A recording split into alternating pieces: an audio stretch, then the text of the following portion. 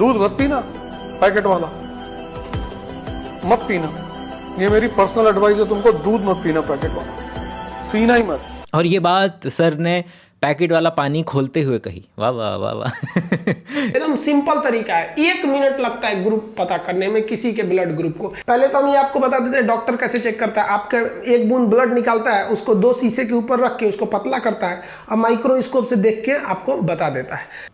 आज बहुत सारे जवान लोग काहे मर रहे हैं कि भैया बैठे थे मर गए। कुछ खाने होते हैं जिनको खाने के साथ उसकी विपरीत चीजें नहीं खाई जाती हैं। सब कोरोना की वैक्सीन से नहीं मर रहे हैं। बीमारियों से रक्षा ये प्लाज्मा का एंटीबॉडी कर रहा था। तो बायोलॉजिकल टर्म्स में ऐसा देखा जाता है कि जिनका ब्लड ग्रुप ओ होता है वो बहुत ही कम बीमार पड़ते हैं। 4 ऐसी चीजें जिनको अगर आप फ्रिज में रखते हो तो वो जहरीली हो जाती हैं, ये मुझे जानने को मिली। आज की वीडियो से हम कोई भी अगर बात सीख सकते हैं तो ये कि भाई गलती किसी से भी हो सकती है, और हमारा इतिहास रहा है कि हमने कभी भी किसी व्यक्ति विशेष पर उंगली नहीं उठाई है। क्योंकि मैं उस पर्टिकुलर व्यक्ति विशेष का इस्तेमाल ज़रूर कर रहा हूँ, बट अल्टीमेटली जो डिस्कशन होना है वो पर्टिकुलर बात के ऊपर होना है। और आज की रील तो और भी ज़्यादा ज़रूरी है क्योंकि आज हम ज़्यादा टीचर्स को देखने वाले हैं कि किस तरीके से आमूमन वो गलतियाँ कर सकते हैं, जो कि विच इज़ एक्सेप्टिंग, मतलब कि बस एक्सेप्ट अगर हम कर लें दैट इज़ ऑल। कि कैसे डॉक्टर पता कर लेता है कि ग्रुप आपका ए है कि बी है। एकदम सिंपल तरीका है, 1 मिनट लगता है ग्रुप पता करने में किसी के ब्लड ग्रुप को। पहले तो हम ये आपको बता देते हैं डॉक्टर कैसे चेक करता है। आपका 1 बूंद ब्लड निकालता है, उसको 2 शीशे के ऊपर रख के उसको पतला करता है और माइक्रोस्कोप से देख के आपको बता देता है, क्योंकि उतने छोटे चीज को आप ऐसे नंगी आंख से नहीं देख सकते। अब हम ये देखते हैं कि ससुरा वो देखता क्या है, और क्या हमको माइक्रोस्कोप मिल जाए तो हम बता देंगे कि नहीं। आपको गारंटी देते हैं इस वीडियो लेक्चर के बाद आप भी अपना ब्लड ग्रुप खुद चेक कर सकते हैं, केवल और आपको माइक्रोस्कोप की जरूरत है। 10वीं अच्छे स्कूलों के अंदर में 10वीं कक्षा के अंदर में भी ये काम करवाया जाता है कि आपको ब्लड ग्रुप जो है वो चेक करवा देते हैं केवल और केवल एंटी सीरम और उसका इस्तेमाल करके। माइक्रोस्कोप के अंदर आप आरबीसी देख सकते हैं, लेकिन आरबीसी के ऊपर रखा हुआ कुछ मॉलिक्यूल्स का जो एंटीजन है वो देखना नहीं देखा जा सकता, कोई सूरत हाल ही नहीं है। हम जो चेक करते हैं वो चेक करते हैं एंटीजन और एंटीबॉडी की इंटरेक्शन से, कि एंटी सीरा या एंटी सीरम का इस्तेमाल करते हैं और वैसे चेक किया जाता है। तो उसका माइक्रोस्कोप से कोई भी लेना देना नहीं है, तो गारंटी तो नहीं ही ली जा सकती है उसके ऊपर में, क्योंकि उतने छोटे चीज को आप ऐसे नंगी आंख से नहीं देख सकते। अब एक बात बताइए, बीमारियों से रक्षा ये प्लाज्मा का एंटीबॉडी कर रहा था, एंटीबॉडी कर रहा था। अब जरा देखिए तो जिनका ब्लड ग्रुप ओ है उनमें ए वाला भी एंटीबॉडी है और बी वाला भी एंटीबॉडी है। तो बायोलॉजिकल टर्म्स में ऐसा देखा जाता है कि जिनका ब्लड ग्रुप ओ होता है वो बहुत ही कम बीमार पड़ते हैं, क्योंकि उनमें दोनों प्रकार के लड़ने वाले एंटीबॉडी उपस्थित हैं। समझ में? तो भाई ब्लड ग्रुप ए बी वाले के बाहर ए एंटीजन है और बी एंटीजन है, ये फंस ना जाए दोनों, इसलिए इसमें कोई एंटीबॉडी नहीं होता है, ये थोड़ा ज़्यादा बीमार पड़ते हैं। सर ने पहले एक एग्जाम स्थापित किया क्योंकि उन्होंने बार बार बच्चों को पढ़ाया कि एंटीबॉडी आपको रोगवर्धक क्षमता देती है, आपको हेल्प करती है। तो उन्हें लगा होगा कि अगर एंटीबॉडी है तो इसको बीमारी भी कम होगी। वैसे देखें तो आप रिसर्च पेपर तो हर तरफ से निकलते रहते हैं कि कौन से ब्लड ग्रुप वाले को डिजीज़ होती है नहीं होती है, मगर उसका कोई भी हमारे पास एक्चुअल में प्रूफ नहीं है कि किसी के ब्लड ग्रुप की वजह से उसको वो पर्टिकुलर ताकत मिल गई हो, कोई ऐसी खास करके। रिलेशंस मिलते रहते हैं बहुत सारे, तो वो इस डायरेक्शन में भी मिल जाएंगे कि ओ वाले ये बीमारियों के लिए ज़्यादा ससेप्टेबल हैं और ओ वाले इन बीमारियों के लिए कम ससेप्टेबल हैं, लेकिन वो केवल और केवल ऑब्जर्वेशनल स्टडी है, कोरिलेशन है, कॉज नहीं कर रहा है उसको। मतलब कि अभी आज के समय में हमारे पास ऐसा कोई लॉजिक नहीं है। और सर ने पहले बताया तो कि सर इसलिए बोल रहे हैं क्योंकि सर ने बोला कि देखो एंटीबॉडी रोगवर्धक क्षमता देती है, और यहाँ देखो ओ वालों के पास एंटीबॉडी ज़्यादा है, तो इसलिए ओ वाले को इम्यूनिटी ज़्यादा होगी और वो बीमार कम पड़ेगा। तो नहीं, इससे कोई भी लेना देना नहीं है उसका। क्या हमारे शरीर में ऐसे कुछ पैरामीटर्स और सिम्टम्स हो सकते हैं, ऐसी चीज़ें साइंस हो सकते हैं जिसके ज़रिए हम पता लगा पाएँ थोड़ा सा कि ये व्यक्ति थोड़ा कंपैरेटिवली ज़्यादा बीमार पड़ेगा या कम पड़ेगा? यस, बट क्या वो ये वाला है? नहीं। दूध मत पीना पैकेट वाला, मत पीना। ये मेरी पर्सनल एडवाइस है, तुमको दूध मत पीना पैकेट वाला, पीना ही बस केवल और केवल ये बताना था कि अगर आप यहाँ तक पहुँचे तो भाई हाय, हम एक दूसरे के साथ थोड़ा ट्यूनिंग में बैठा चुके हैं। मैं जानता नहीं हूँ आप कौन है, लेकिन फिर भी कहीं ना कहीं we are resonating with each other. 150 घंटे से ज़्यादा का कंटेंट पड़ा है बायोशाला की इस पे ही, क्या नाम है, ज्वाइन बटन अगर दबाते हैं आप तो, या फिर अगर आपको लगता है कि 120 रुपये प्रति महीना ज़्यादा लग रहा है तो फिर 250 रुपये के अंदर में आप पूरे साल का बायोशाला के ऊपर में जो 100 किताबों वाला बकैती वाला कोर्स है वो ले सकते हैं। दूध मत पीना पैकेट वाला, मत पीना। ये मेरी पर्सनल एडवाइस है, तुमको दूध मत पीना पैकेट वाला, पीना ही मत। और ये बात सर ने पैकेट वाला पानी खोलते हुए कही। वाह वाह वाह वाह। खैर पूछते हैं ज़रा, मतलब बताएंगे सर कि क्यों नहीं पीना चाहिए पैकेट वाला दूध। उसमें वो प्रिजर्वेटिव्स मिले हुए हैं जो डेड बॉडी को प्रिजर्व करने के लिए जो इस्तेमाल करते हैं, उसी को डालते हैं दूध में, और बहुत डेंजरस है, बहुत। सबसे ज्यादा बच्चों को, तुम जाओ कभी राजीव गांधी कैंसर हॉस्पिटल, सबसे ज्यादा बच्चे मिलेंगे तुम्हें वहां इस वक्त, और उसकी सबसे बड़ी वजह है मिल्क। पहला कई सारे लेवल पर गलतियाँ, कि पहला लेवल तो यही कि इतने कॉन्फिडेंस के साथ में खुद से मतलब कि गारंटी दे दी कि दूध वाला जो है वो पैकेट वाला जो है वो प्रिजर्व्ड है। तो मदर डेयरी का या अमूल का जो आता है घरों के अंदर में, हमारी माँ हमको खामा ही डांटती रहती है कि बेटा डेट देख करके लेके आइए, क्योंकि एक दिन पुराना भी दूध हुआ तो वो फट जाएगा, वो फट जाता है। तो मतलब कि पुराना दूध नहीं लेकर के आना है, नया दूध ही चाहिए।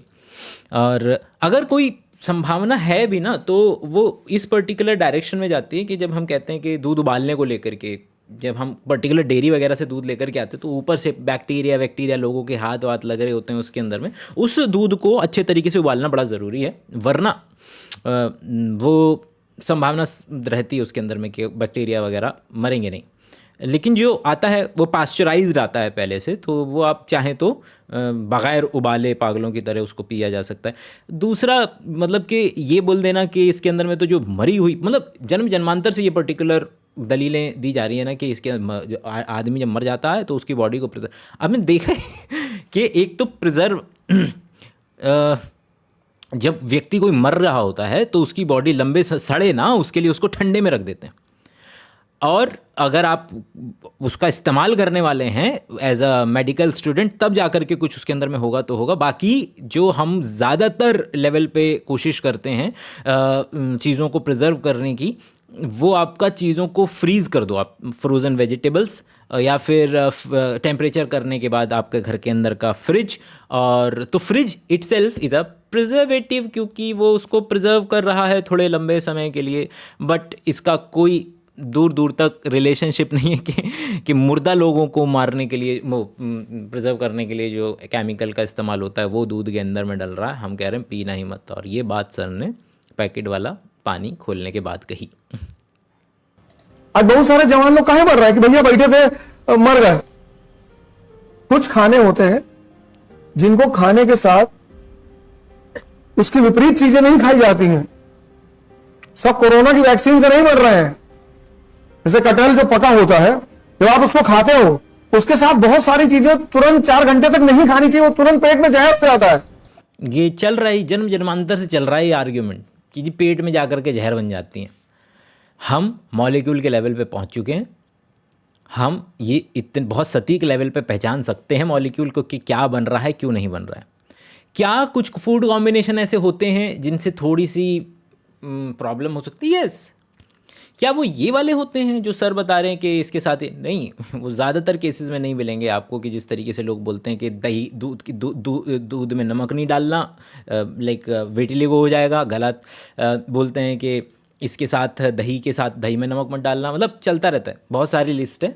कुछ एग्जिस्ट करते हैं, और वो भी इतने नहीं कि बहुत ज़्यादा आपकी गर्दन पकड़ लेंगे और सर कह रहे हैं कि सब मर जाओगे, मतलब सर समझ रहे हो कि मर जाओगे सर के हिसाब से। नहीं तो वो घर वाले देखो मूली खाने के लिए शाम को मना करते हैं, खीरा खाने के लिए मना करते हैं कि बेटा रात में मत खाना।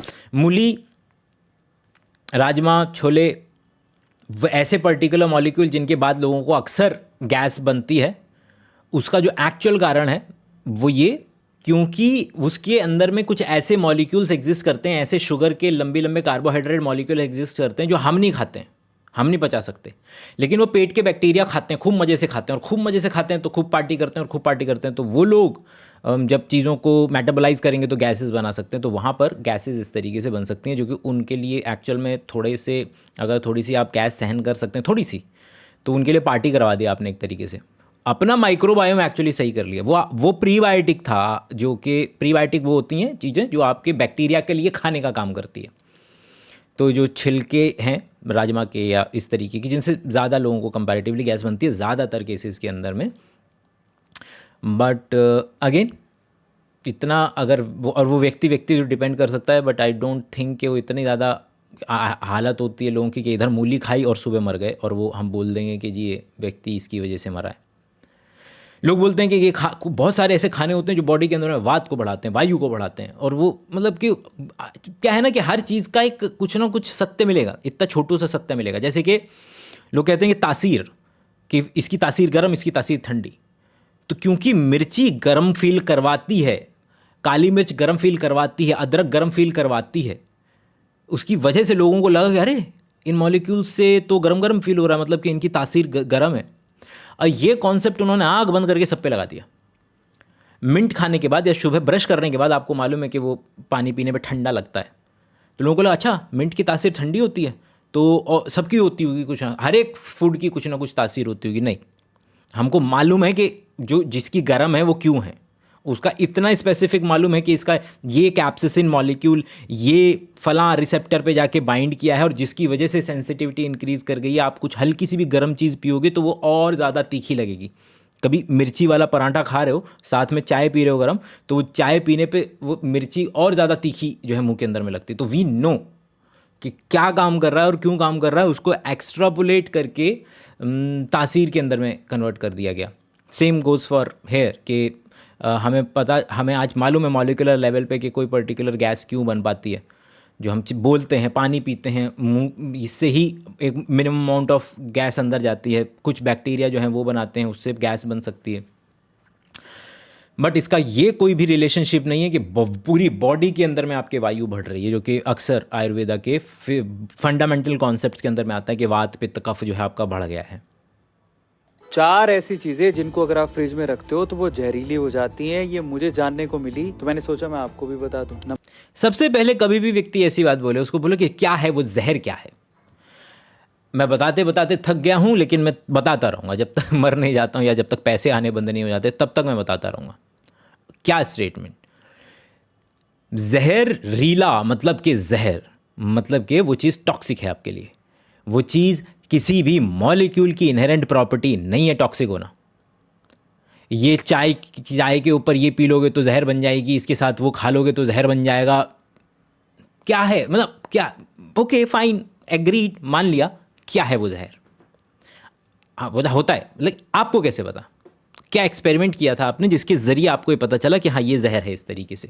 क्या किसी व्यक्ति के मर जाने से, कोई मर गया, एक्सपेरिमेंट देखा किसी ने गांव में, सुबह सुबह चाय पी थी, मर गया, अब लोग तब से लगे पड़े हैं कि चाय पीने से मरा ये। कॉज क्या कोरिलेशन है ये? केवल सुबह चाय पी और मर गया, तो क्या चाय पीने की वजह से मरा? उसके लिए तो आगे बात करनी पड़ेगी, देखना पड़ेगा ना, चाय को एनालाइज करना पड़ेगा कि उसके अंदर में कुछ मिला हुआ था कि नहीं मिला हुआ था, और क्या उसकी जो मॉलिक्यूल मिला हुआ था उसकी कंसंट्रेशन कितनी थी जिसकी वजह से ये व्यक्ति मर गया। तो बाकी तो सर पूरा लपेट देंगे कि ये भी डाल दो उसके अंदर में, ये भी जहरीला, वो भी जहरीला। क्या क्या है? एक तो लहसुन है। नंबर 1 लहसुन। कभी भी छिली हुई लहसुन को खरीदकर फ्रिज में नहीं रखना चाहिए, क्योंकि इस पे बहुत जल्दी फफूंद लग जाती है। फफूंद लग जाती है। फफूंद फंगस है। कोई भी लिविंग ऑर्गेनिज्म, ज़्यादातर लिविंग ऑर्गेनिज्म कम टेम्परेचर के अंदर में जल्दी से ग्रो नहीं कर पाते हैं, और जो प्रिंसिपल है फ्रिज का, इसलिए रख दिया जाता है उसके अंदर में। और फफूंद भी उसी पर्टिकुलर कैटेगरी में आ जाएगी कि आपका थोड़ा उसकी लाइफ जो है, शेल्फ लाइफ थोड़ी सी एकदम और बढ़ जाएगी। अनलेस एंड अनटिल, ये बहुत ही बिजार केस सिनेरियो है कि आप किसी चीज़ पे कट लग जाए, कट लगने के बाद ऊपर आसमान से मतलब कि बैक्टीरिया आ जाए, हाथ के ज़रिए हमारे उसके बैक्टीरिया लग जाए। इसका सबसे कॉमन एग्जांपल है, मेरी माँ को मालूम है कि बेटा झूठा मत करियो, ख़राब हो जाती है, अशुद्ध हो जाता है। मेरी माँ के हिसाब से वो अशुद्ध हो जाता है, इसलिए वो जल्दी ख़राब हो जाता है। फिर मैं मामा को बताया कि मम्मी झूठी चम्मच डालने से ना मेरी मुंह के अंदर के जो बैक्टीरिया हैं वो चम्मच के ज़रिए इस सब्जी में चले गए हैं, इसलिए ये पर्टिकुलर सब्जी जल्दी ख़राब हो जाती है।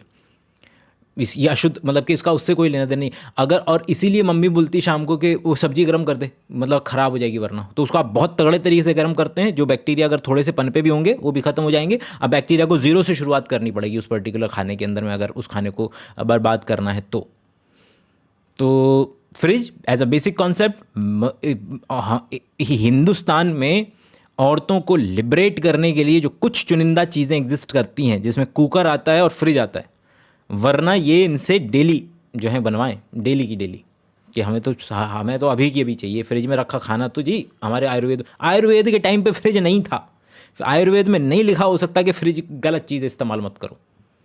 वो उस समय के हिसाब से अगर लिखा होगा तो लिखा होगा कि भैया बेकार हो जाता है, कभी कभी स्मेल नहीं आता है और आपको प्रॉब्लम कर सकता है, उसके अंदर में ऐसे बैक्टीरिया हो सकते हैं, तो मत खाओ। अभी है फ्रिज हमारे पास, वी नो, हमारी जो फंडामेंटल अंडरस्टैंडिंग है साइंस की वो अभी और ज़्यादा गहरी है। लहसुन पे लगने वाली फफूंद को कैंसर से जोड़ा गया है। हमेशा ताजी लहसुन खरीदनी चाहिए और छीलना भी तभी चाहिए जब आप पकाने जा रहे हो कोई चीज। बस ये सारे स्टेटमेंट बिल्कुल ऐसे सटीक रखे हुए हैं घर के अंदर में औरतों के शोषण करने के लिए कि करो काम तुम, अभी ताज़ा खरीद के आएंगे, डेली खरीद के लाएंगे, आज ही बनाएंगे और तभी वो उसको इस्तेमाल में लेकर के आया जाएगा, जिसकी वजह से जो फीमेल 50 और दुनिया के अंदर में काम किए जा सकते थे, देश और आगे बढ़ सकता था, समाज और बेहतरीन हो सकता था, उसको इसी पर्टिकुलर उसमें डाल दिया गया कि बेटा अभी चाहिए, गरम गरम रोटी चाहिए हमें, अभी वाली, आटा भी अभी लगाना, आटा भी दोबारा नहीं लगाना, आटा भी अभी लगाओ। और हमेशा फ्रिज से उसे बाहर ही रखना चाहिए। नंबर 2 पे आता है प्याज। प्याज एक ऐसी फसल है जो कम तापमान को सहन कर सकती है, लेकिन जब आप इसे फ्रिज में रखते हैं फफूंद लगने लगती है उसके ऊपर। कई लोग ये गलती करते हैं कि आधा प्याज काट के पकाते हैं और बाकी आधा फ्रिज में रख देते हैं। ऐसा नहीं करना चाहिए क्योंकि ये वातावरण से सारी हानिकारक बैक्टीरिया को खींच लेता है। कट गया है, सेल डैमेज हो गई है, और दैट सिंस वो एक लिविंग ऑर्गेनिज्म है, जिस तरीके से किसी जो व्यक्ति जल जाता है, जलने के बाद वो मरता है इन्फेक्शन की वजह से, उसी तरीके से जो वहाँ पे खाना भी बहुत है, स्टार्च भी बहुत है, जो क्या नाम है आपका प्याज है, कट चुका है, सेल की इंजरी हो चुकी है, now it is exposed to external bacteria, और इस कटी हुई चीज़ के ख़राब होने की संभावना कंपैरेटिवली ज़्यादा है। वो कोई वातावरण से पता नहीं क्या चूस नहीं रही है, कुछ भी। क्या बोल रहे हैं? ऐसा नहीं करना चाहिए क्योंकि ये वातावरण से सारी हानिकारक बैक्टीरिया को खींच लेता है। तो ये तो अच्छी बात नहीं होगी इस हिसाब से। क्या कर, ये तो भैया हर घर में प्याज काट करके रखनी चाहिए, क्योंकि सर के लॉजिक के हिसाब से वो हानिकारक बैक्टीरिया को चूस लेता है, तो फिर हमारे कमरे में वो हानिकारक बैक्टीरिया नहीं रहेंगे। गुड। और फफूंद लग जाती है, इसलिए उसको फ्रिज में ना रखें। तीसरा है अदरक। अदरक को फ्रिज में रखने से उस पर बहुत जल्दी फफूंद लग जाती है और इसे किडनी सुपरफ्लुअस एरर बोलते हैं इसको ग्रामर के अंदर में। एक ही बात बोले जा रहे हैं, बट ये भी बोल सकते थे कि प्याज, लहसुन, अदरक और ये इनको नहीं रखेंगे क्योंकि इसमें फफूंद लगेगी, लेकिन वो एक मिनट 16 सेकंड की रील नहीं बनेगी ना फिर। और लीवर की समस्याओं से जोड़ा गया है बाय द वे। इसे कभी भी फ्रिज में नहीं रखना चाहिए। नंबर 4 पर आता है चावल। आजकल बहुत से लोग पके हुए चावल को फ्रिज में रखते हैं और फिर अगले दिन सोचते हैं कि हम इसको पका के खाएंगे, क्योंकि उनका ये मानना है कि इससे कोलेस्ट्रॉल और यही देख करके हमारे पिताजी, जो घरों के अंदर में जो पिताजी हैं बेसिकली, बोलते हैं कि अभी बनेगा जो बनेगा। आप अगली बार तक के लिए अपना ख्याल रखें। Bye bye.